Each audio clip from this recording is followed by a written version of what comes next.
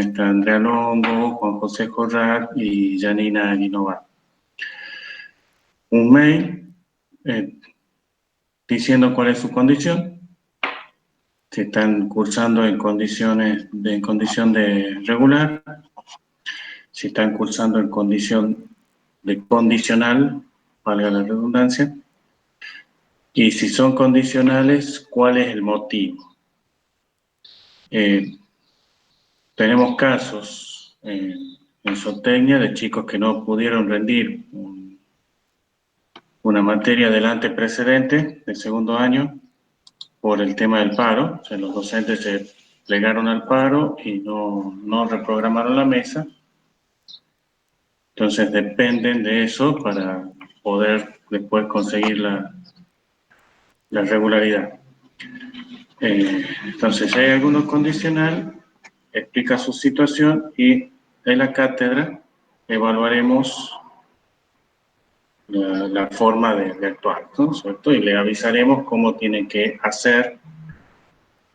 En el caso que la condicionalidad sea por una materia que estén debiendo de segundo año o alguna correlativa, que estén pensando rendirla en mayo, lo que tienen que hacer es, bueno, después de aprobar esa materia, lógicamente, solicitar la inscripción fuera de término y avisarnos a nosotros para que nosotros también le digamos a los consejeros que ustedes están en condiciones de obtener esa inscripción fuera de término. ¿Sí? Así que eso les voy a pedir que, si puede ser hoy nomás, manden los mails informando la situación.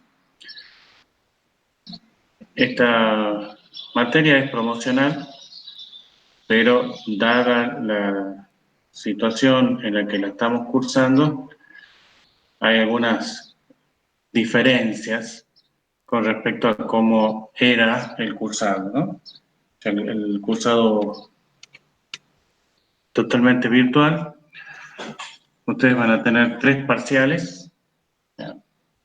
Cada parcial, después de 3 semanas, un parcial que involucra esos 3 temas. Y de ahí tienen que aprobar, digamos, los parciales no tienen recuperación porque en realidad ustedes promocionan con el promedio, ¿sí? Tienen que promediar 6 o más y no sacar en ninguno menos de 4. Con esa, promediando así 6 o más los 3 parciales, ya obtienen la regularidad en la materia.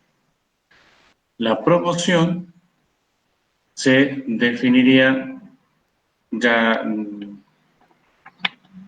hacia fines del cursado, como el cursado prácticamente termina casi cuando está por empezar las vacaciones de invierno. Después de las vacaciones de invierno, en el mes de agosto, en una instancia que esperamos pueda ser presencial, rendirían un integral para promocionar. ¿Sí? Los que desaprueben ese integral, se les va a respetar la regularidad lograda, y si aprueban ese integral, obtendrían la promoción de la materia. ¿Sí? Pero bueno, por el momento lo que está más cercano son los parciales. Ahí en el aula están las fechas de los parciales. Como les digo, son 3 clases, un parcial, 3 clases, un parcial. En el aula van a tener ustedes las clases y algo de material de lectura también, adicional, como para ir viéndola. En general, las clases que están colgadas y el material que está colgado es del año pasado. Seguramente cada uno de los docentes va a ir actualizándolos. En el caso mío, yo lo actualicé el jueves o viernes de la semana pasada, o sea, pero si alguno lo quería ver antes, lo tenía. O sea, no es que cambia al 100%, ¿no? Son las mismas clases que por ahí uno las va actualizando, de- haciéndoles pequeños cambios de un año al otro.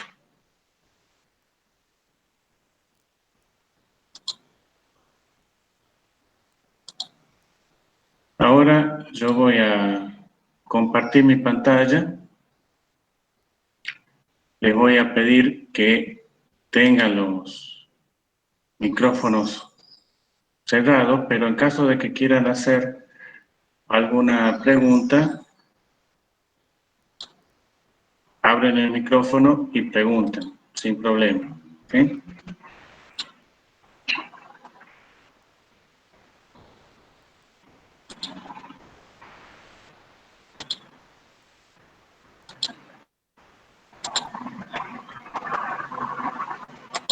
Quiero que me digan si están viendo mi pantalla.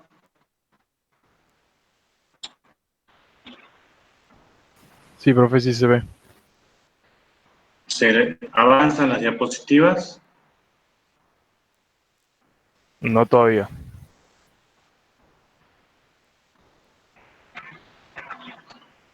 ¿Avanzan ahí? No, no aún.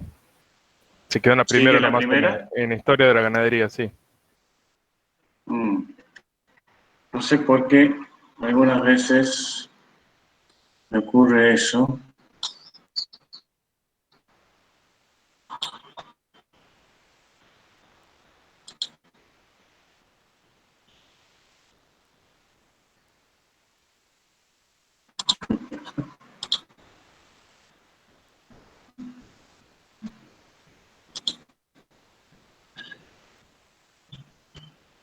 No, por ahí no sale completa. ¿Ahí avanza? No, profe, todavía no. Tampoco. Uy, qué problema. Se queda la diapositiva original. Claro, se queda en lo que se dice historia de la ganadería. Qué raro. Me molesta cuando ocurren estas cosas. Por ejemplo, el jueves pasado di clases sin problema. Vamos a ver si el PDF.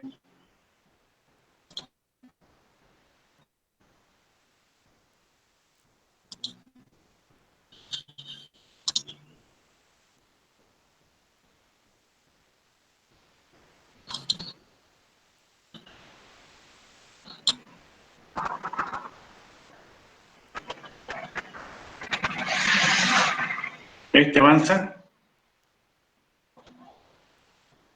No, todavía no.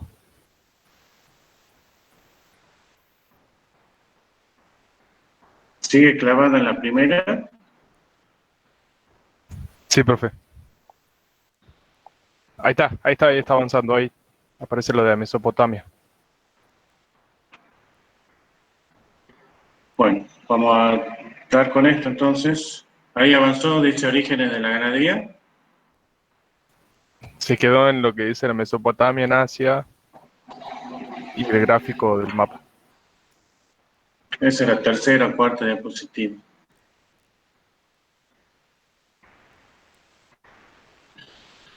Ay, Dios.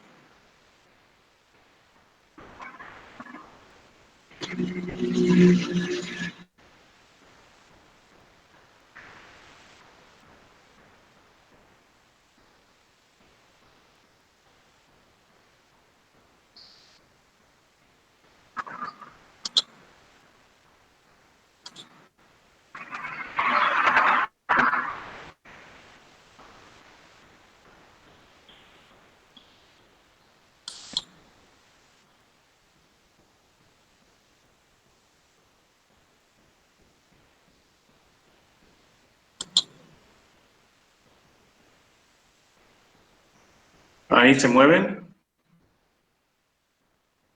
A ver, mover un poco, porque ahí está en historia de la ganadería. Esta es la primera. Ahora tendría que estar la segunda.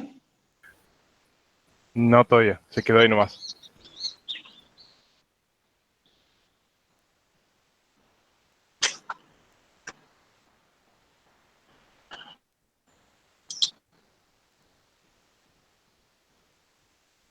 Si no, otra opción no sería que uno de los de nosotros podamos presentarla y usted nos dice que vamos pasando.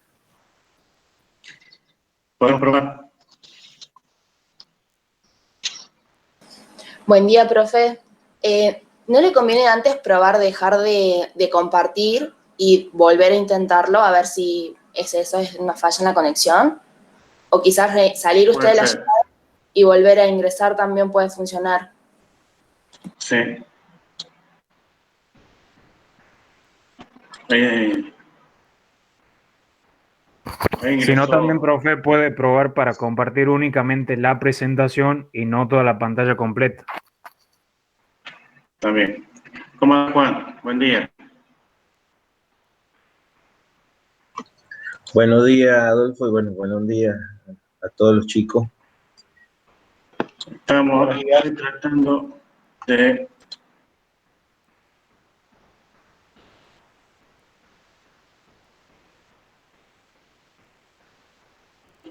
compartir pantalla.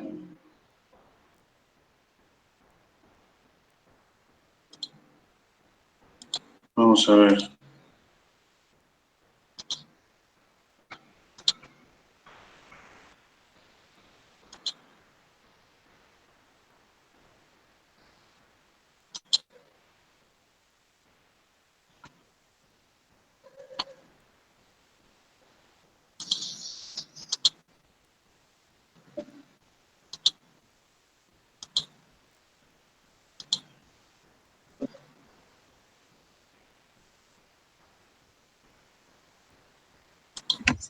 Adolfo ya ha aclarado las condiciones del cursado y todo eso, Sí, sí, eh, sí, sí. y sobre todo que son los que están acá, son los del plan viejo, digamos, también Sí, para que les quede claro, porque bueno, había hablado con Liliana, bueno, yo no te había comentado, pero sí, digamos, pueden cursar los del plan viejo nomás.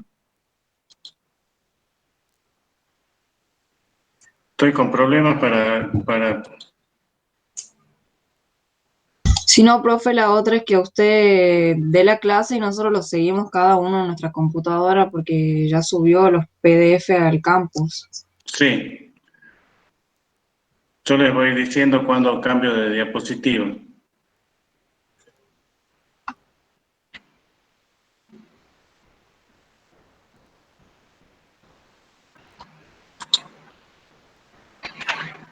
Ahora ni siquiera me deja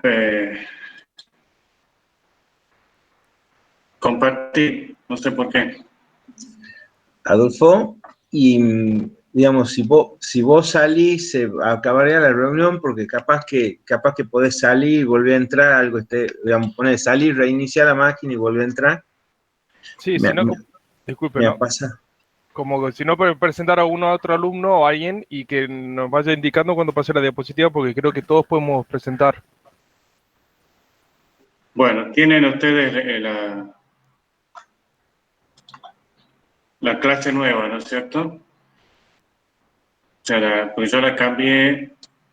Bueno, no hay muchos cambios. Igual, no importa. Hagamos así, ¿quién la puede presentar? Y yo les voy diciendo que que la muevan. Bueno, lo presento yo. Metan.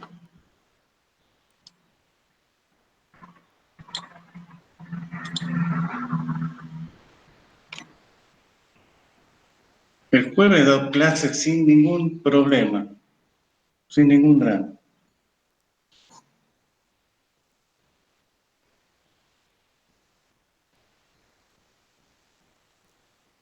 ¿Se puede ver, profe, o no? Sí, fíjate si avanza. ¿Está avanzando o no? Sí, avanza bien. Bueno, entonces vamos a la primera. Vamos a...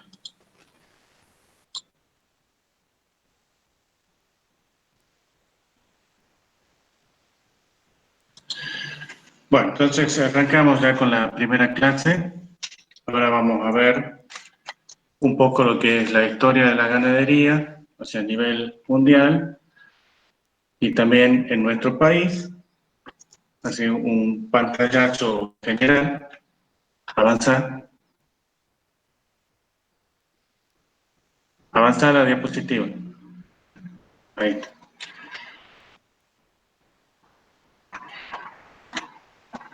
Bueno, la ganadería como tal se estima que arrancó hace muchos años, 12.000 años antes de Cristo, y es a partir de que el hombre comienza a domesticar algunas especies animales, ¿no? Lógicamente al principio eran simplemente cazadores, recolectores. Poco a poco comenzaron a domesticar algunos animales. La domesticación es el proceso por el cual un animal salvaje va moderando su temperamento, se acostumbra a vivir con el ser humano y comienza también a tener otra utilidad con el ser humano, para el ser humano. En muchos casos, los primeros en domesticarse en muchos lugares del mundo fueron los perros, o sea, el lobo, lo que hoy conocemos como perro, que lo usaban para ayudarse durante la caza de los grandes animales, ¿no? Entonces, poco a poco fue avanzando esto. Se considera que los primeros centros de domesticación fueron en la Mesopotamia asiática, en el Asia Menor, en la India, también en el sudeste asiático, en las costas del Mediterráneo, al norte de África, e incluso en América, pueblos como los incas, los mayas, los aztecas, tuvieron también sus animales domésticos, ¿sí? En un comienzo, los pueblos eran nómades y básicamente se trasladaban buscando el pasto para su ganado. Entonces, se movilizaban de acuerdo a las estaciones, buscando dónde podían tener alimentos para el ganado. Posteriormente a esto, algunos pueblos comenzaron con la agricultura y ahí comenzó la vida sedentaria. No se dio en todo el mundo, en todos los pueblos de la misma manera. Pueblos nómades existen incluso hasta el día de hoy. Y esa práctica de movilizarse con los animales para buscar el alimento para el ganado, lo que se conoce como transhumancia, que es la búsqueda permanente de buenos pastos, que incluso aquí en la provincia hay pequeños grupos que todavía lo hacen, ¿no es cierto? Que en el verano van a zonas más altas y en el invierno bajan de la montaña, siempre buscando los pastos para los animales. Pasa la diapositiva. No, la anterior.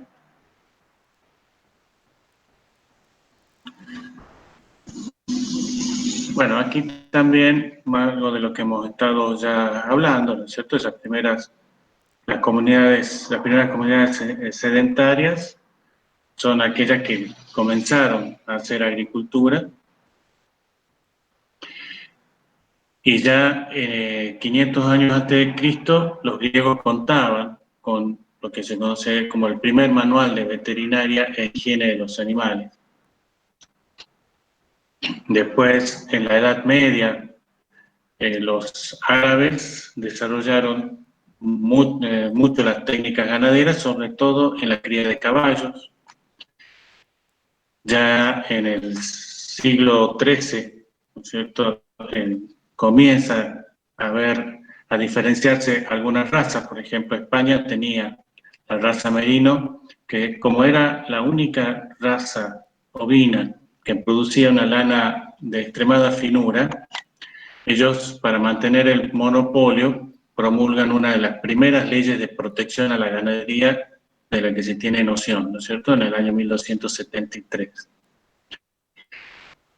En el siglo XVIII podemos decir que se inicia el concepto moderno de ganadería en Inglaterra, cuando aparecen ya se les da origen a las primeras razas modernas, o sea, razas especializadas dentro de lo que eran los bovinos, especializadas ya sea en la producción de carne o en la producción de leche. Las primeras razas que persisten hasta el día de hoy, como Hereford, Aberdeen Angus, Shorton, son las que hoy por hoy conocemos como razas británicas. Esta modernidad que arranca en Inglaterra en el siglo XVIII la podemos sintetizar en 3 puntos. Una selección sistemática de los animales de acuerdo a sus características morfológicas y el desarrollo, como decía recién, de razas con diferentes aptitudes.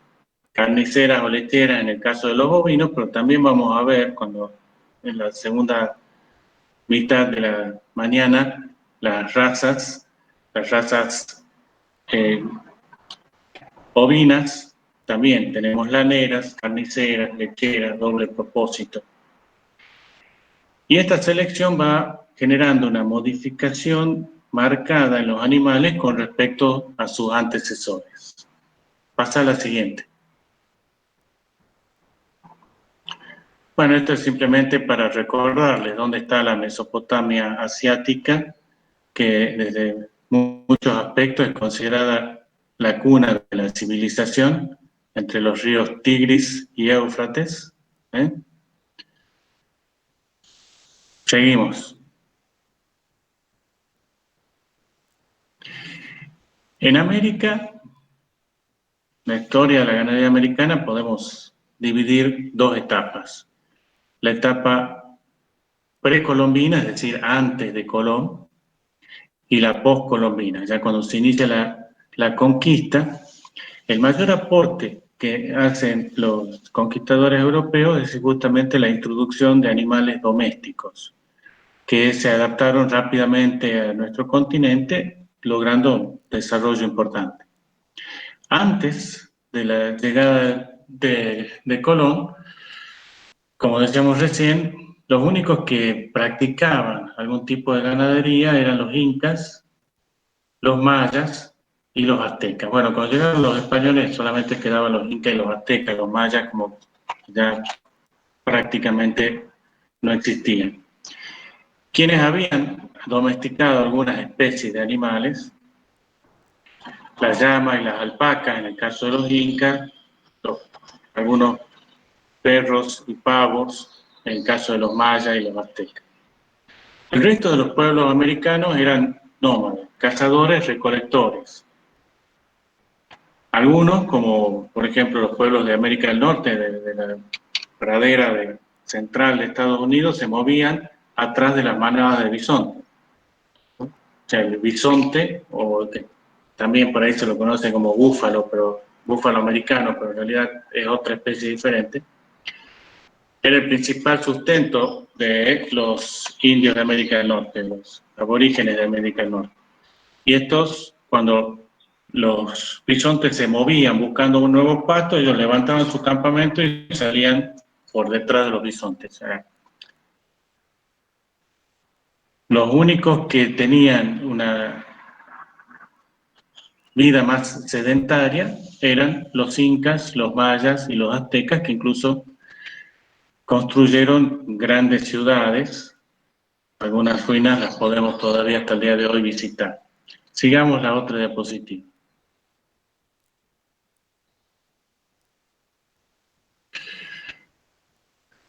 Después que llegan los conquistadores y traen sus animales, ya en 1493, en el segundo viaje, Colón trajo animales, algunos vacunos. Ya comienza en el siglo XVI, empiezan los primeros libros de registro, las primeras asociaciones de ganaderos en México. En Sudamérica, la primera introducción de animales se produce en 1536 con Pedro de Mendoza. O sea, en 1536 es la primera fundación de Buenos Aires. Esa primera ciudad de Buenos Aires fue destruida y los animales quedaron en libertad. Entonces, básicamente vacunos y equinos, que se transformaron en cimarrones. O sea, el cimarrón es un animal doméstico que vuelve a la vida silvestre. Después también hubo introducción de bovinos mansos en Asunción. Y el desarrollo ganadero se dio de diferentes maneras según cómo era el agroecosistema de la zona. La llanura pampeana, grandes extensiones de praderas, con animales en libertad, con un ambiente propicio, con pocos predadores, se desarrollaron manadas muy importantes. En esta zona también se criaba ganado manso en forma extensiva, ¿no es cierto? A grandes praderas, pastizales de buena calidad. En cambio, en el resto de la América hispana se desarrolló mayoritariamente la ganadería de subsistencia, que era el esquema que imperaba en Europa en ese momento. O sea, pequeñas propiedades, pequeños grupos de animales en los valles, en sectores así que podían tener una cierta disponibilidad de pasto, diferente a lo que fue la pampa húmeda, donde eran grandes extensiones, una muy grande extensión, con mucha cantidad de alimento para el ganado. Pasemos a la otra. Entonces, así como que una de las la primera etapa que siempre señalamos en el desarrollo de la ganadería argentina es la etapa de las vaquerías, ¿sí? Había muchos animales cimarrones sueltos en la pampa, y vaquear significaba cazar animales cimarrones. Por supuesto, había que hacerlo con permiso del cabildo, que era la autoridad competente en ese momento. No digo que no lo hayan hecho sin permiso, o sea, cazadores furtivos han existido toda la vida. Pero bueno, los que salían con permiso del cabildo lo hacían legalmente. Lo que hacían era cortarle el tendón de Aquiles al animal, el animal caía, y ahí solamente de esos animales aprovechaban el cuero, la lengua y el sebo, porque la carne que se consumía provenía del ganado manso. Ahí en la fotografía, no sé si la llegan a ver, si no, cada uno de ustedes después la amplía un poquito. La lanza que tiene ese paisano en la mano tiene en el extremo una cuchilla en forma de media luna. Entonces, con eso, le cortaban el tendón al animal, por supuesto el animal caía. Y esa era la tarea de las vaquerías. Pasemos a la otra diapositiva. En esa etapa, la carne, bueno, se consumía carne de ganado manso, pero la carne se faenaba, se vendía y no duraba mucho tiempo. Entonces, la segunda etapa es cuando se comienzan a desarrollar los primeros saladeros, ¿sí? Que el primer saladero se instala en lo que hoy es en Colonia, en el Uruguay, y recién en 1810 se instala el primer saladero en lo que hoy es el territorio argentino. La carne salada, la salazón era una forma de conservar la carne, y de esta manera se empezó a poderla comercializar a mayores distancias, ¿no es cierto? Y se hicieron las primeras exportaciones de carne salada. Y con las primeras exportaciones también comenzó el primer contrabando también, ¿no? Bueno, todo viene de la mano. Después hay otra etapa en la que le llamamos mestización. ¿Por qué? Hasta principios del siglo XIX, lo que teníamos acá era el ganado criollo, o sea, el ganado que descendía de aquellos que habían traído los españoles en 1500 y lógicamente no había sido seleccionado. Entonces, cuando desde Inglaterra empiezan a salir los primeros reproductores seleccionados por ellos, como habíamos visto recién, ¿no es cierto?, que había en el siglo XVIII, comienzan a vender y bueno, y también en Argentina algunos ganaderos comienzan a comprar estos reproductores de razas mejoradas. El primero que ingresó al país fue en 1826, un Shorton, de nombre Tarquino. Después llegaron también Hereford, Aberdeen Angus, y posterior a eso llegaron todas las otras razas, la raza holandesa, que es lo que hoy conocemos como holando argentino, las razas continentales, todas. Pero entonces durante este siglo se lo conoce como etapa de mestización. ¿Por qué?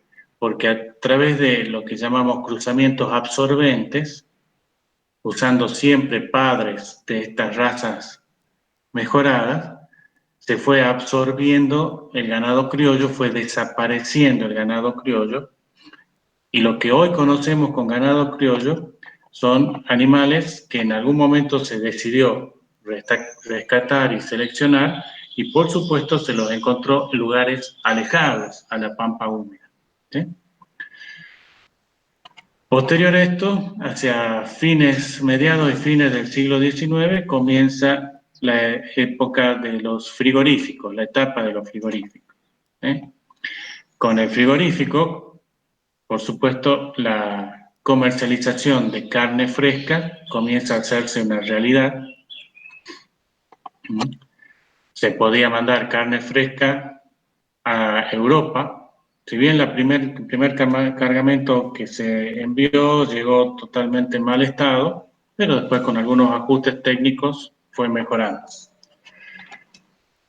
Y el tema es que al principio del siglo XX la mayor cantidad de frigoríficos de nuestro país era de capitales norteamericanos, ¿no?, de capitales yanquis. Pero con los frigoríficos comienza el comercio internacional de carne fresca. Pasemos a la otra. En los equinos pasó algo similar. Aquí teníamos los caballos criollos. Había muchos caballos cimarrones también, de hecho que los aborígenes se nutrían de esos caballos que ellos lograban, digamos, recuperar de los que estaban sueltos en el campo. Y también en el siglo XIX comienza la mestización, principalmente con razas británicas. Y a principios del siglo XX, cuando a un señor de apellido Solanet se le ocurre rescatar el caballo criollo, la raza criolla es la raza equina más difundida en nuestro país hoy por hoy, pero cuando a él se le ocurrió rescatar el caballo criollo, tuvo que llegar hasta Chubut para encontrar animales que no hayan sido mestizados, y le compró los animales a unas tribus de aborígenes que estaban en esa época en esa zona, y que eran los únicos que tenían animales de la raza original, como podríamos decir. En el tema de ovinos, también el ingreso fue similar al de los bovinos. Mayoritariamente llegaron desde el Alto Perú. No eran animales de buena calidad. Hoy por hoy también encontramos ovejas criollas en los cerros. Los jesuitas fueron uno de los principales difusores de esta especie. Siempre en sus reducciones habían ganado ovino, hasta su expulsión de los territorios de la corona española en 1767. Y en 1794 se inicia la merinización. ¿Se acuerdan que habíamos hablado hace rato de esa ley de protección que había promulgado España en 1273? Bueno, en 1794 es derogada, entonces se comienza a importar animales de lana fina, de raza merino, y se empieza a expandir hacia el sur de la zona pampeana, a medida que se iban conquistando nuevos territorios, en esta etapa que se conoce como merinización. Sigamos la otra. Bueno, hasta aquí un pantallazo sobre la historia de la ganadería. Ustedes también tienen ahí un documento en el que pueden leer un poquito más, pero básicamente la idea es mostrar, como les digo, un pantallazo de la historia de la ganadería. Ahora vamos a ver cómo es la producción ganadera a nivel mundial, empezando por lo que es la carne bovina. Pasemos a la otra.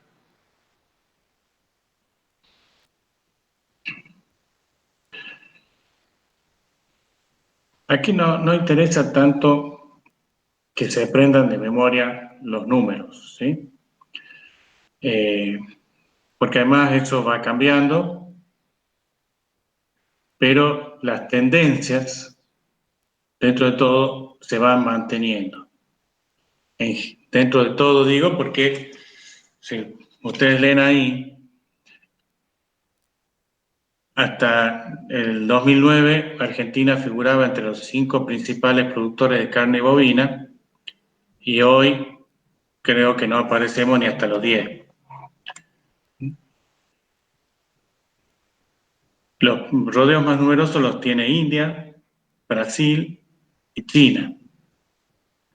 India tiene una situación muy particular, tiene un rodeo muy numeroso en cuanto a número de cabeza, pero la producción de carne es muy baja porque la religión mayoritaria en India, que es el hinduismo, considera a los bovinos animales sagrados, entonces no los consumen, pero tienen muchos. Brasil, sí, es uno también de los principales exportadores de carne bovina, y China, si bien tiene un rodeo numeroso, como tiene una población extremadamente numerosa, no es un exportador importante. Se consumen prácticamente todo. Los principales productores de carne son Estados Unidos, Brasil, la Unión Europea, China, bueno, ahí China tendría que estar con mayúscula, y la India.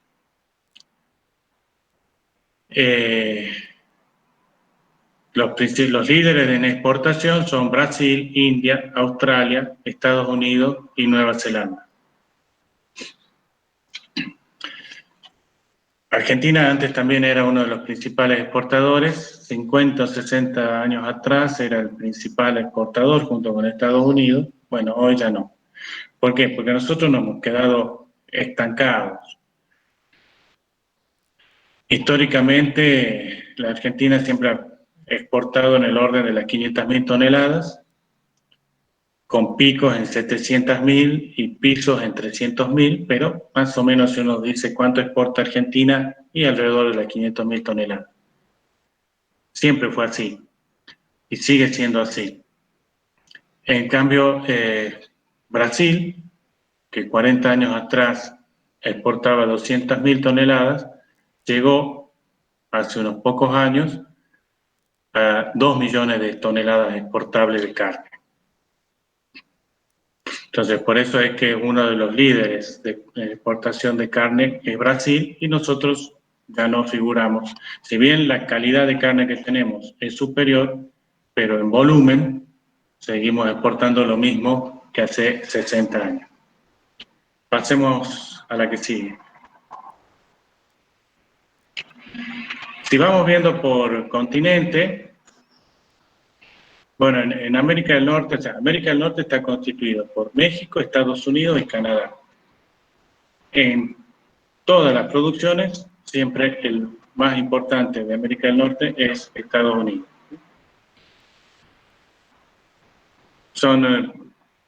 Canadá y México básicamente son importadores de carne, en cambio Estados Unidos es uno de los principales productores y uno de los principales exportadores.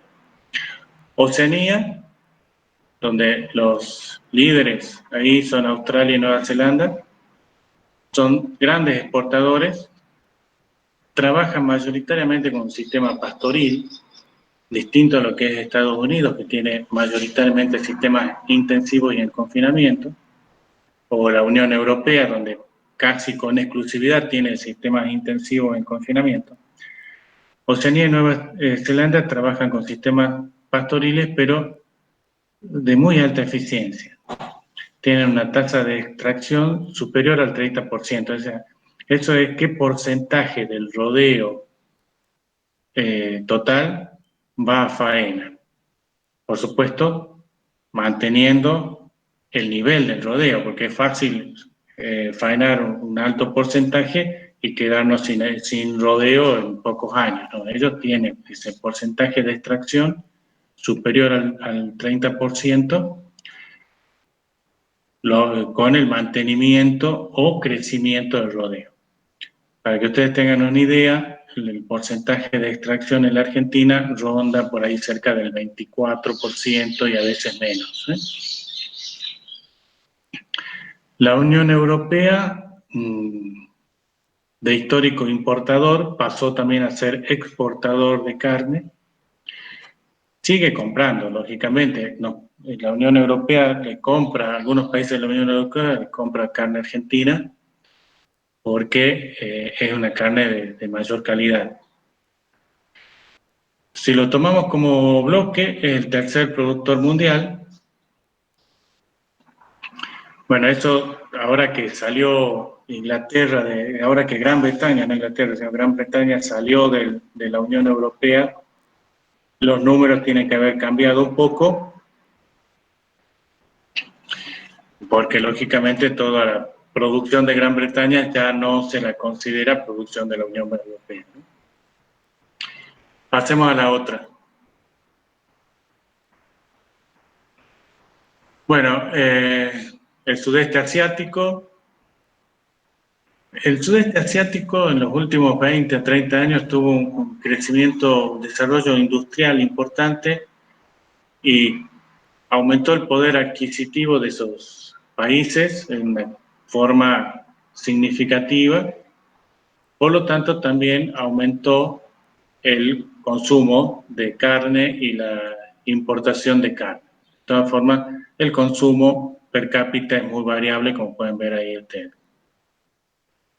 El norte de África y Medio Oriente son, ahí falta una N, son principalmente países importadores. La existencia ganadera ahí representa tan solo el 7% del total y no son países que tengan un gran desarrollo. Dentro de África, Sudáfrica es el país con mayor tecnología ganadera. Hay una raza denominada Bosmara, difundida en zonas tropicales, que fue desarrollada en una estación experimental de Sudáfrica. Lo que es el Mercosur se basa en gran medida en el sistema pastoril. El engorde, la terminación, se está haciendo más en confinamiento. Dentro del Mercosur, como decíamos recién, Brasil es el mayor exportador. Y lo que es Europa Oriental y Rusia son países importadores. Bueno, algunos de los países de Europa Oriental ingresaron después que terminó, del colapso de la Unión Soviética. Algunos de esos países ingresaron a la Unión Europea. Sigamos. La producción de leche. A ver, siguen entrando gente. Profe, ¿Sí? sí, disculpen, la diapositiva de producción de carne bovina, cuando habla de Unión Europea, ¿qué quiere decir BSE? A ver, volvamos. Una anterior.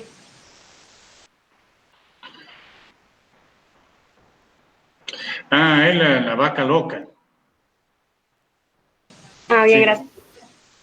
Cuando fue el problema de la vaca loca, ya no me acuerdo, no sé si vos, Juan, te acordás del año que fue eso, ya hace algunos años.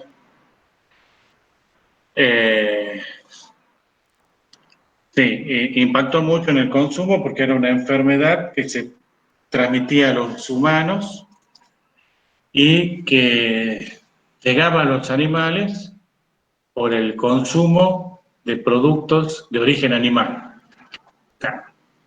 Cuando yo era estudiante era muy común para poder balancear las dietas desde el punto de vista proteico, usar harina de carne, por ejemplo, para alimentar bovinos, estoy hablando, ¿no? Bueno, cuando se descubrió que se transmitía esta enfermedad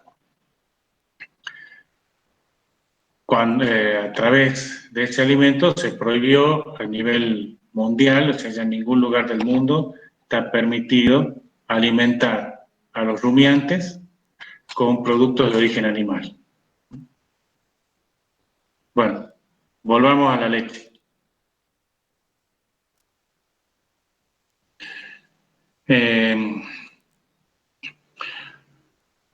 Bueno, se estima que hay alrededor de 200.000 cabezas de ganado lechero en el mundo. Se produce cerca de 1 millón de litros. El principal productor es Estados Unidos. Viene con un aumento sostenido en las últimas décadas. Vamos a seguir admitiendo gente. Lógicamente, de la mano de un mejoramiento genético muy eficiente, o sea, las vacas lecheras se vienen seleccionando por producción desde hace muchos años y con el uso de la inseminación artificial que arrancó en la década del 50, se logró un crecimiento muy importante en lo que es el nivel de producción. Y Estados Unidos marca un poco la delantera en ese aspecto. Ahora, junto con ese aumento en la producción, también se encontraron algunos problemitas reproductivos que ahora se están solucionando con el cruzamiento con otras razas, ¿no? O sea, eso ya lo vamos a ver seguramente más adelante, o cuando sea la clase de mejoramiento, se les va a comentar. Los países de Oceanía ocupan el segundo lugar como países exportadores. Tienen también básicamente un sistema pastoril de alta eficiencia. La Unión Europea también es como bloque el principal exportador de leche. Bueno, no sé cómo habrá cambiado eso con esto de que salió Gran Bretaña, pero de todas maneras seguirá siendo un importante exportador de leche. Es un mercado muy fuerte, muy bien regulado, el de la Unión Europea, para evitar la sobreproducción que tiraría los precios abajo. Entonces, lo tienen bien manejado, bien regulado, como para que sea una situación que beneficie tanto al productor como al consumidor. Y el sistema es netamente estabulado, es decir, un sistema de producción intensivo. Estabulado significa en establo, ¿no? De ahí viene la palabra. Avancemos.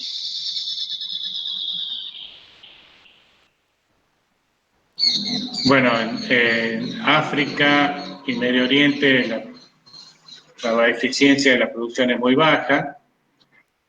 Lo mismo Europa Oriental y Rusia tienen un nivel de producción importante, pero tienen un alto consumo interno, entonces tiene poca participación en el mercado mundial. Y en lo que es el Mercosur, el máximo productor es Brasil, pero no cubre su consumo interno, entonces es un importador. Argentina y Uruguay le venden leche a Brasil. Argentina exporta alrededor del 20% de la leche que produce. Esa es la cuota exportable que tenemos nosotros. ¿Sí? Se maneja mayoritariamente un sistema de base pastoril, con algún tipo de confinamiento, pero mayoritariamente pastoril, pero de menor eficiencia que el de Oceanía. Sigamos avanzando. Veamos lo que es la producción de porcinos. Pasemos a la otra. La carne de porcino es la que más se consume en el mundo. Y viene en aumento la producción a nivel mundial. Es la principal especie pecuaria de todo el mundo y, como digo, la carne que más se consume en todo el mundo. La Argentina es una de las excepciones. Aquí consumimos más carne vacuna que carne de cerdo. De todas maneras, el cerdo ha aumentado mucho el consumo en estos últimos 20 o 30 años, ¿no? China es el mayor productor, pero también es el mayor consumidor, ¿sí? Tiene un 50% de la producción y un 57% de las cabezas de ganado porcino. Eso nos da la idea de que no son muy eficientes. O sea, teniendo un 57% de las cabezas de ganado porcino, uno esperaría que esté por lo menos en un 57% de la producción. Los principales exportadores son Estados Unidos, la Unión Europea, Canadá, Brasil. Sigamos. Bueno, en Asia el principal productor es China. Hay muchas razas con alta cobertura de grasa. Ya vamos a ver un poquito cuando hablemos de las razas porcinas cómo ha ido cambiando. Hoy el mundo busca un cerdo magro.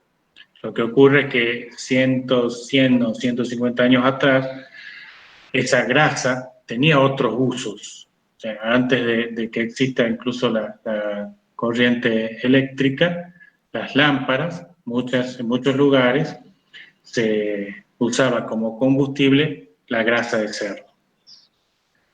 Bueno, América del Norte, Estados Unidos es el principal productor, en el Mercosur se destaca Brasil, y la Unión Europea es, como decíamos recién, el principal exportador. Pasemos a la otra. Aquí tenemos en el gráfico de la izquierda los principales productores y en el gráfico de la derecha los principales consumidores. Fíjense ustedes que China produce prácticamente tanto como consume, ¿no? Es más, está un poquito por debajo la producción que el consumo. En cambio, la Unión Europea tiene un plus entre lo que consume y lo que produce que le permite exportar, ¿sí? Sigamos al otro gráfico. Entonces, así es como, si ustedes se fijan después en la diapositiva anterior, entre el consumo y la producción había algo más de 2.000 toneladas de diferencia en la Unión Europea. Entonces la Unión Europea con 2.800 toneladas es el principal exportador de carne porcina. En cambio, China no tiene un margen exportable importante y, por lo tanto, exporta mucho menos. Sigamos avanzando. Producción de ovinos. Veamos. La máxima concentración de ovejas se da en zonas semiáridas, templadas y templadas frías. La principal producción de la oveja es la lana, aunque también está la carne y la leche.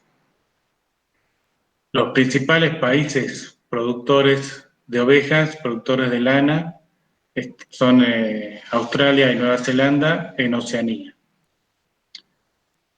Asia y África tienen una gran población de animales, un alto número de cabezas, pero de bajo nivel de producción y lógicamente de muy baja calidad. Nada que ver con la lana fina y súper fina que produce Australia, que produce Nueva Zelanda y que incluso produce también la Argentina. Los animales que encontramos en Asia y en África tienen lana de muy baja calidad y el principal producto en este caso es la carne y la leche, pero solamente podemos destacar Sudáfrica como una posición destacada, valga la redundancia, en lo que es producción, ¿no? La producción de lana. Sigamos a la otra. En el Mercosur los principales productores son Argentina y Uruguay, que están entre los 4 principales productores del mundo en cuanto a lana.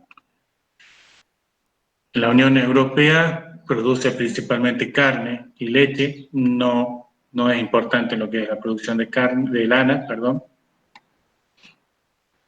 Las razas europeas, las razas ovinas originarias de Europa son básicamente productoras de carne y de leche. En América del Norte el principal productor es Estados Unidos y en México también tiene una gran población, pero en lo que hace a lana de baja calidad, trabaja principalmente con razas productoras de carne. Pasemos a la otra.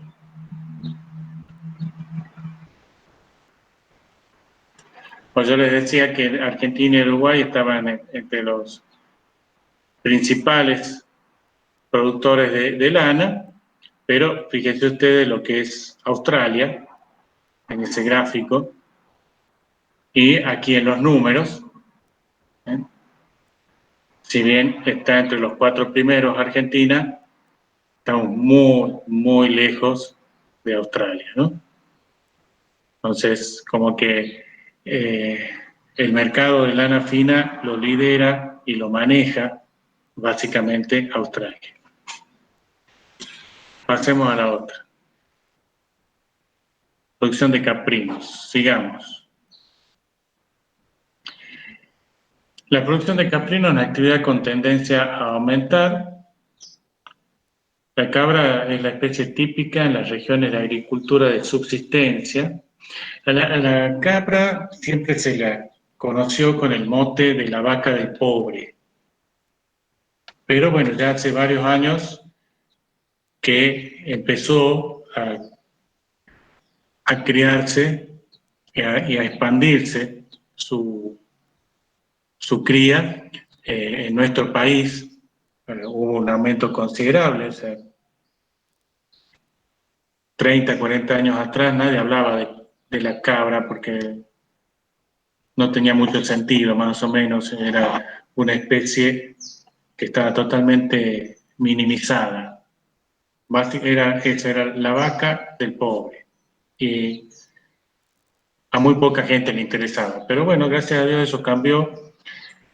Desde hace 30 o 40 años se introdujeron razas mejoradoras, se introdujo tecnología, se empezó a trabajar también sobre lo que es la cabra criolla y hoy ya es una especie mucho más difundida. La mayor población de caprinos está en Asia y en África, pero el nivel tecnológico con que trabajan mayoritariamente en esos países es muy bajo y por lo tanto la producción también es muy baja. La Unión Europea es uno de los el bloque donde sobre todo la producción de leche tiene una importancia alta, ¿no? No tanto en Estados Unidos, por ejemplo, no tiene una producción de gran importancia. En México sí. México, por eso que decíamos de que por características agroecológicas de México, la ganadería de subsistencia se propagó prácticamente por todo el país, y eso es lo que en las últimas décadas México empezó a hacer crecer. Se trabaja muchísimo en investigación respecto a esta especie y se desarrolló muchísimo en las últimas décadas también, ¿no? Igual que en los otros países, en los países centroamericanos. En el Mercosur también se encuentra en crecimiento y el nivel tecnológico es variado, ¿sí? Seguimos teniendo agricultura de subsistencia, pero también tenemos majadas de mayor tamaño, que se maneja mayor tecnología, con cruzamiento, con trabajo en genética, en inseminación artificial y en todo eso, ¿no? Pasemos a la que sigue. Bueno, ahora vamos a hacer un pantallazo de lo que es la ganadería en la Argentina. Pasemos a la otra. Vamos a empezar por lo que es la carne bovina. Sigamos. Bueno, acá algunos números, que los números tienen sus cambios a lo largo de los años. El stock está casi alrededor de los 54 millones. Hubo una caída muy fuerte de stocks después del 2006, cuando se cerró la exportación. Y después se empezó a recomponer de a poco, a partir del 2009, 2010. Y estamos en proceso de recomposición todavía para alcanzar los niveles que teníamos a principios del siglo XXI. El consumo per cápita disminuyó. 30, 40 años atrás, el consumo per cápita en la Argentina superaba los 80, 85 kilos por habitante por año. Hoy está en el orden de los 50 kilos. Y la exportación alrededor de las 400.000 toneladas. O sea, que el consumo per cápita disminuya en estas circunstancias no es malo. Nosotros, cuando yo era estudiante, bueno, los números eran más o menos así. Se comía más de 80 kilos de carne bovina y menos de 10 kilos de carne de cerdo, menos de 10 kilos de carne de pollo. O sea, una dieta totalmente desbalanceada. ¿Eh? Y pescado yo creo que no llegaba ni a 5 kilos. Hoy por hoy, así como marcamos una fuerte disminución, casi 40 kilos menos en el consumo per cápita de carne de vaca, hoy por hoy tanto el pollo como el cerdo están picando cerca de los 30 kilos por habitante por año. Lo cual suena más lógico, ¿no? Tener un consumo parejo de las principales fuentes de proteína. E incluso el pescado creo que también aumentó por arriba ya de los 10, 15 kilos, ¿no? Eso habla desde mi punto de vista, de una alimentación más equilibrada, donde hay carne roja, pero también hay carne blanca. Nos está faltando todavía, nosotros sobre todo yo creo que incrementar el consumo de pescado, pero vamos en ese sentido en buen camino. Pasemos a la otra. Bueno, esta es la evolución del stock. ¿Sí? Están faltando los últimos años, pero estamos ya por en el orden de los 55 millones, los 55 millones de cabezas, ¿no? El punto máximo de lo que va del siglo estuvo en el 2006-2007 y de ahí se produjo la caída. Fíjense ustedes esta curva el stock de vacas, que lógicamente, ¿por qué costó tanto recuperar posteriormente el stock? Porque cuando se cierra la exportación, lo primero que empiezan a hacer los ganaderos es eliminar los vientres y volcar el negocio a otras producciones más rentables. ¿Sí? Eliminar vientres es muy fácil. Después, recuperar los números no es tan fácil. ¿Eh? Pasemos a la otra. Bueno, acá vamos a ver cómo está distribuida la producción de bovinos para carne. Cómo están distribuidos los feedlots. Esto ya debe haber, este mapa ya, si lo actualizamos al 2021, seguramente debe estar un poco más oscurecido, pero lo que quiero destacar de esto es que ustedes ven que la principal producción ganadera está en lo que es la zona pampeana y en lo que es el NEA. En el NOA tenemos, pero mucho menos. Pasemos a la siguiente diapositiva. ¿Ven? Fíjense ustedes, el 53% del ganado bovino está en la región pampeana, 26% en el NEA y solo un 11% en el NOA. Pasemos a la otra. Acá tenemos lo que es el número de vacas y la relación ternero-vaca.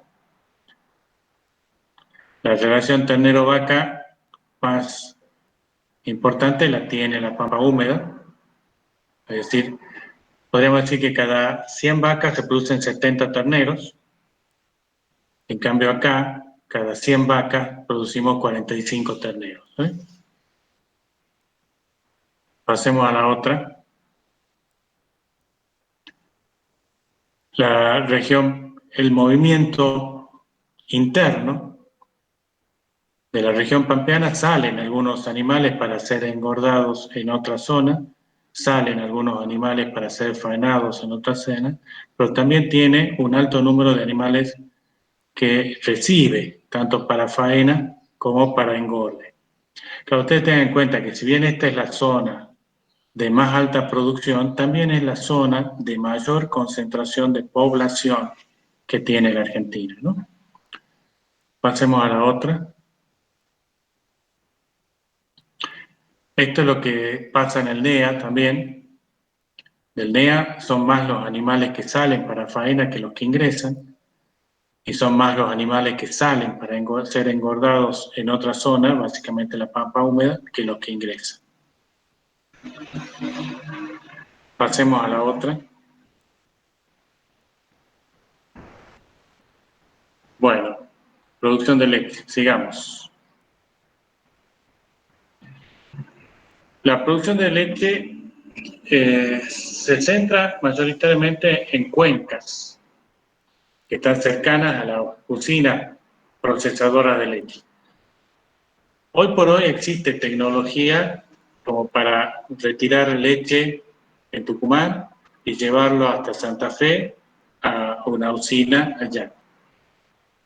Lógicamente se encarece por el tema del flete, pero el siglo pasado, al principio, sobre todo en la primera mitad del siglo, o hacia mitad del siglo, no existía la tecnología como para trasladar la leche tanta distancia. Entonces, todos los días los camiones ir y venir con leche. Por lo tanto, los tambos se centraban, se nucleaban alrededor de las usinas. ¿Sí?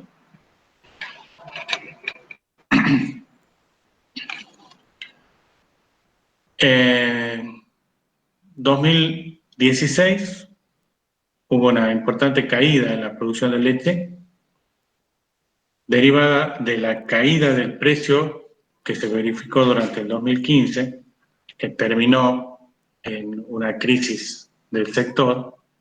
Pero el sector lácteo es un sector acostumbrado a las crisis. ¿No? Yo diría que tiene 1 o 2 años nuevos, 1 o 2 años buenos, viene una crisis, que a veces dura 1 año, a veces 2, a veces 3. Después tiene otro año bueno y viene otra crisis, ¿no? Eso históricamente siempre ha sido así, ¿sí? La producción oscila alrededor de los 10.000 millones de litros, desde fines de los 90, 10.300 millones en 2019, que era el récord que se había alcanzado en 1999. Hay 3 aspectos básicos que fundamenta en lo que se fundamenta esto y por qué estamos como estancados. Primero, estos últimos años hemos tenido aspectos climáticos externos, sequías o inundaciones, sobre todo en lo que se le llama la zona núcleo. Crisis lechera a nivel mundial que se repercutieron en nuestro país.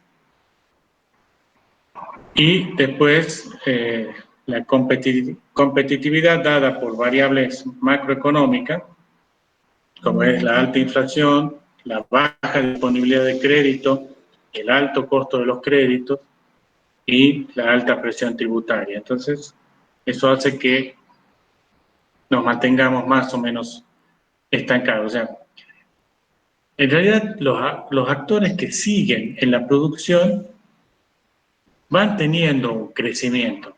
¿Qué es lo que pasa? Que hay muchos que se salen del sistema, sobre todo los pequeños productores.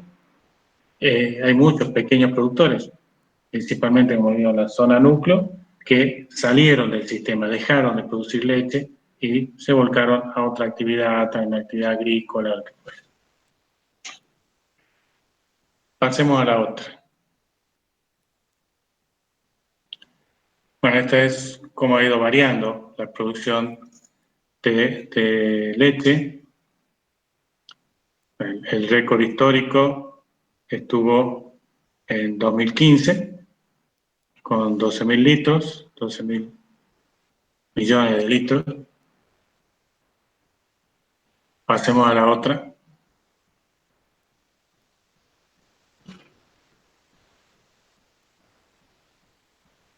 La producción diaria en los tambos también ha ido creciendo de manera más o menos sostenida. Pero ¿por qué entonces la producción dentro de todo se mantiene? Porque hay menos tambos. Pasemos a la otra.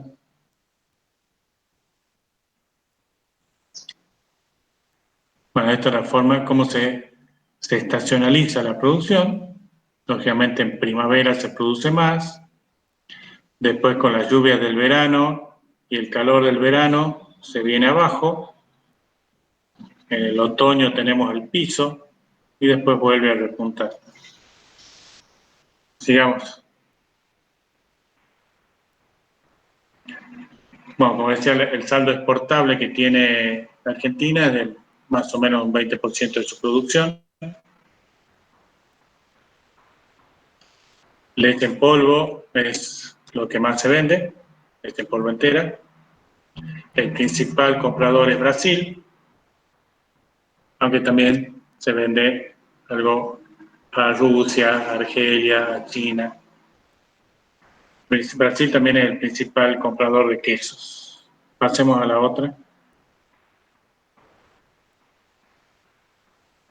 Bueno, las exportaciones históricas en millones de dólares y en millones de litros. Pero pueden estudiar después los números. Pasemos a la otra.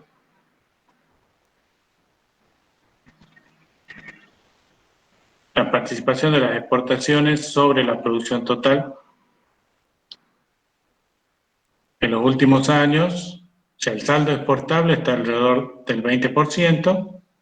Hemos tenido años donde se llegó a exportar un 28% y años donde nos hemos quedado en un 15%, en un 12%. Sigamos a la otra. ¿Cómo están distribuidos los establecimientos tamberos en la Argentina, fíjense que aquí también hay una alta concentración en la pampa húmeda. Ahí están las principales cuencas lecheras. Y después las otras cuencas, como por ejemplo la cuenca que está aquí en Trancas, se la conoce como cuencas extrapampeanas. Pasemos a la otra. Bueno, aquí lo que les decía, las principales cuencas de la provincia de Buenos Aires, Mar y Sierra, Oeste, Abasto Norte, Abasto Sur, en Santa Fe, la cuenca de Venado Tuerto, la cuenca de Rafaela, y ahí está señalada la cuenca de Trancas, que es una cuenca extrapampeana. Y un poquito más arriba, en la provincia de Salta, esa manchita también oscura que se ve ahí, es la cuenca del Valle del Lerma. O sea, y repito, esto de organizarse por cuencas es porque los tambos crecían alrededor de las usinas. ¿Eh? Tengan en cuenta que hasta no hace mucho, incluso aquí en Tucumán, había tambos que no tenían equipo de frío. Entonces, por lo tanto, la leche tenía que llegar rápido a la usina. Entonces, la usina estaba aquí en la capital, es menos de una hora de viaje, y podían traer la leche, no se la podía llevar más lejos. Hoy en día, la mayoría de los tambos, medianos a grandes por lo menos, tienen equipo de frío y los transportes también tienen equipo de frío, ¿no? Sigamos avanzando. La producción porcina. Pasemos. Aquí tenemos una concentración también en la zona de la pampa húmeda, aunque un poquito desplazada hacia lo que es el norte de Buenos Aires, sur de Santa Fe y centro-sur de Córdoba, ¿no? El corazón de la porcinocultura argentina se le considera la localidad de Marco Juárez, en la provincia de Córdoba. Sigamos avanzando. Bueno, aquí estamos algunos números que pueden haber cambiado. Estos no lo actualicé este año, pero el 73% de los establecimientos son de baja escala, con menos de 500 cabezas anuales. Eso sigue siendo así. El consumo alcanzó ya en 2017 los 14 kilos por habitante por año, hoy está un poquito por arriba. Que esto es otra cosa que cambió. Yo les contaba que cuando yo era estudiante, el consumo de carne de cerdo no llegaba a 10 kilos por habitante por año. Y la mayoría se consumía como fiambre intestinal. Hoy la ecuación está invertida, o sea, la mayor cantidad de carne de cerdo que se consume en el país se lo consume en forma de carne fresca.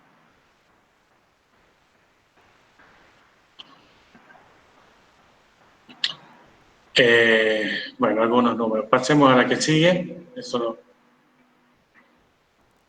Algunos indicadores del mercado porcino.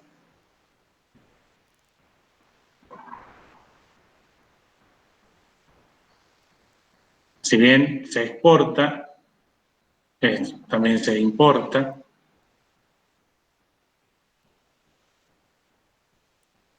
Es más lo que se importa que lo que se exporta.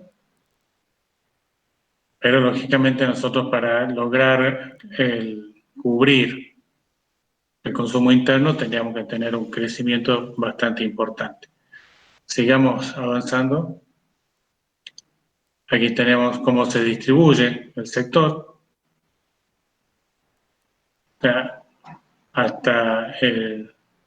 Hay un 28% de establecimientos que tienen que faenan menos de 50 cabezas por año y solo un 5% que faenan más de 5.000 cabezas por año. Pero Claro, este 5% faena el 55% de los animales y este 28% faenan solo el 1% de los animales. Pasemos a la otra. Establecimientos, cantidad de cerdas, cantidad de porcinos. O sea, fíjense ustedes la gran cantidad de establecimientos que tienen el 22% de las madres, y en cambio acá son muy poquitos los que tienen el 12% de las madres, ¿no? Sigamos avanzando. Bueno, cómo evolucionó el consumo de cerdo en la Argentina. Y bueno, cómo creció también en otros países de la región y países, aquí bueno, figuran algunos países de África y de Asia también, cómo creció el consumo de cerdo en los últimos 20 años. Sigamos avanzando. No se movió. A ver. La evolución de las exportaciones, sí. Bueno, en los últimos años es como que se empezó a exportar en mayor cantidad, pero lógicamente también se importa, ¿sí?, una gran cantidad de cerdo. Sigamos avanzando. Entremos con lo que es producción ovina. Bueno, aquí el mapa cambia un poquito. La concentración se da en lo que es la Patagonia, Patagonia Norte, Patagonia Sur, algo en el NEA, en la Mesopotamia, y después tenemos puntitos aislados en todo el mapa, ¿no? En lo que es el NOA hay mucha agricultores familiares que tienen ovejas criollas mayoritariamente. Eso Juan José Jorrat les puede contar en detalle, que él trabaja con ese sector. Pero la producción, tanto de lana como de carne, la encontramos concentrada principalmente en la Patagonia, ¿eh? Sur de Buenos Aires un poquito y en la Mesopotamia. Sigamos avanzando.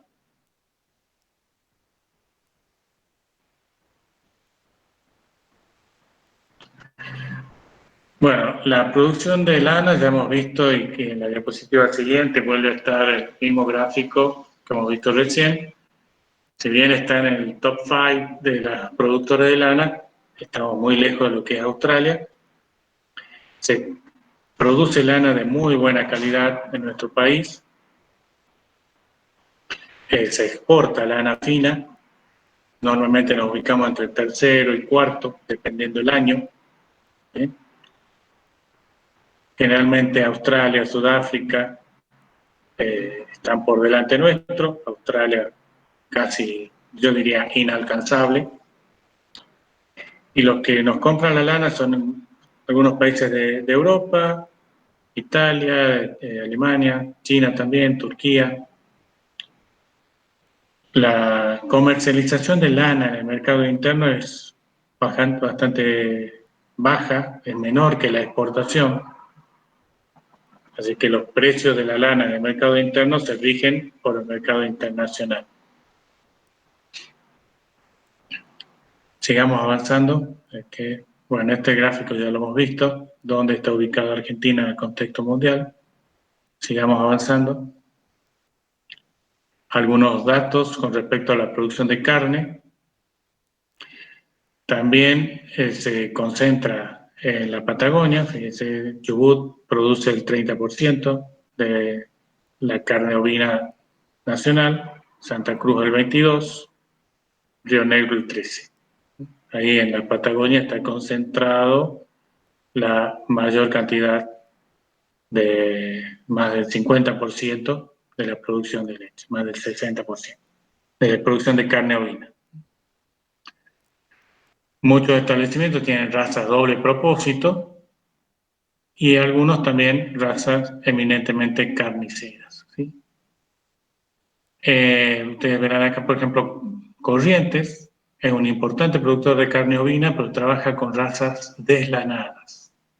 Sigamos a la otra.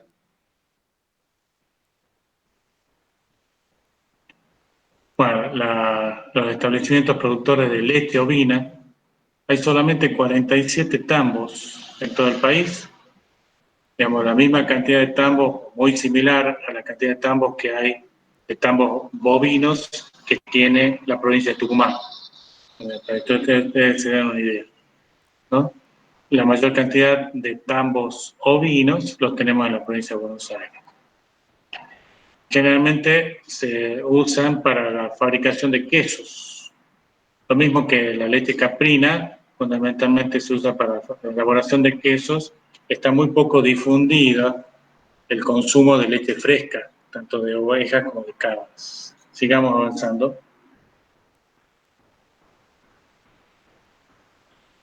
Bueno, aquí están distribuidas las distintas razas. Razas predominantes no significa que en esta zona, por ejemplo, solo haya merino, ¿no? O acá en Santa Cruz solo haya corrida. Son las razas predominantes, ¿sí? Y en todo lo que es la zona de Cuyo y Noa, la raza predominante es la oveja criolla. Sigamos avanzando.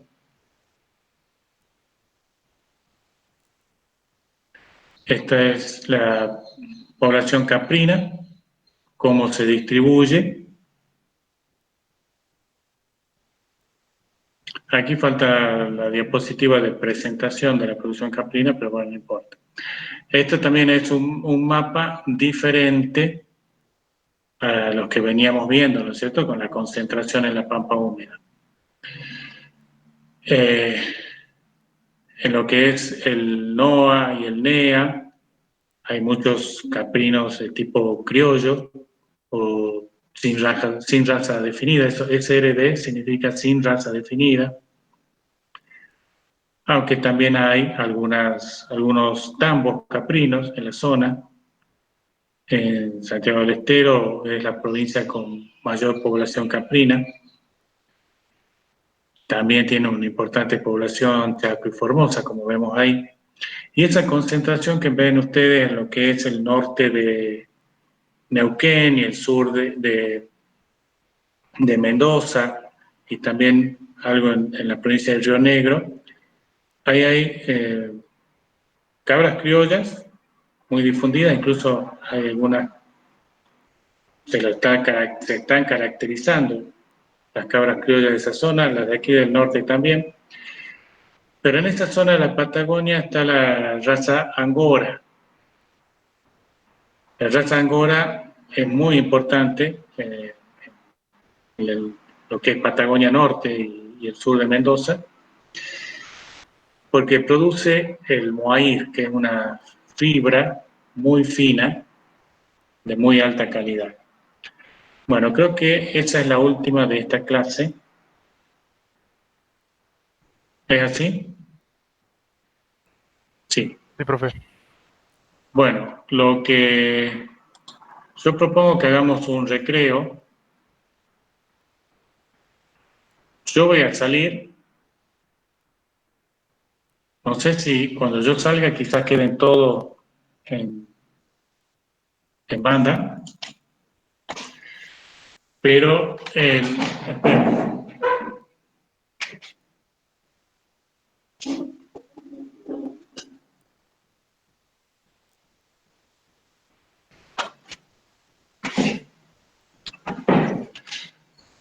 cuando yo salga, quizás queden todos en banda, pero en 10 minutos nos volvemos a conectar, hacemos ahora un pequeño recreo, a ver si puedo dar la clase como corresponde, ¿eh? Bueno, Bueno, profe. Perfecto. Cualquier cosa, si hace falta, les mando un nuevo link, también por mail, y en 10 minutos nos volvemos a conectar.